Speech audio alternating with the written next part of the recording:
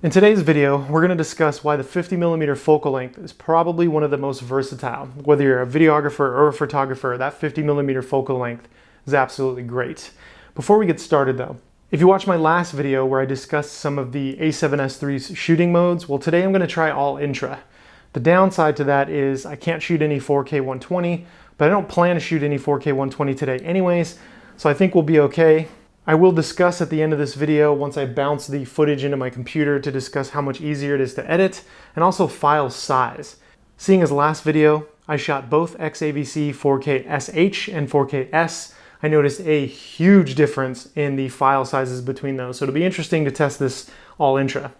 With that being said, let's jump into the 50mm focal length. Now, this is my wife's Zeiss 50mm 1.4, but almost every 50mm on the market is a fast wide aperture lens, which means it's great for low light. Most of them you can find at 1.8. That means if you're a wedding videographer or photographer, these lenses come in clutch when you're doing a reception or something that's indoors, or as the sun goes down and you need a little bit more light, but you don't want to ramp up that ISO to make the footage real noisy. You should also get an A7S III because it's amazing in low light, but I digress. The thing I love about the Zeiss 1.4 is it's got this manual aperture ring that can be adjusted. This right here is great for shooting time lapses. When you let the lens control the aperture and not electronically through the camera, almost like computer. The good thing is you get less flicker because the aperture is not opening and closing, but that's a topic for another conversation. So with that being said, this is my wife's lens. She shoots a ton of food photography. I don't get to use this lens much often, so I'm actually excited to use this today. Since the air quality has been shit and it's super hot, I'm gonna stay indoors and actually film her cooking something. She has to shoot something for her client anyway, so it just seemed to make sense to shoot this video. So enough about me talking, let's shoot some food.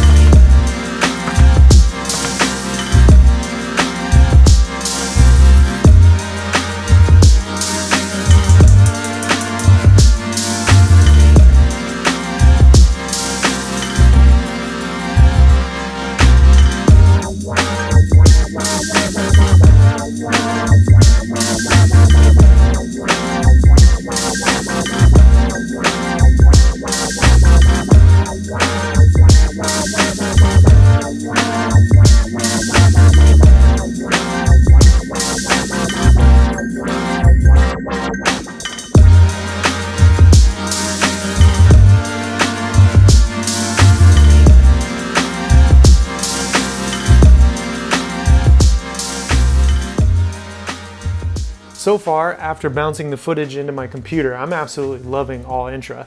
The playback is super smooth, my editing is really smooth, there's no extra steps to create proxy files, and if I'm gonna shoot 4K 120, doing an uncompressed 5-second video and creating a proxy file for that is not a big deal at all. But let's get to the lens. I had an absolutely blast shooting with this Zeiss 51.4.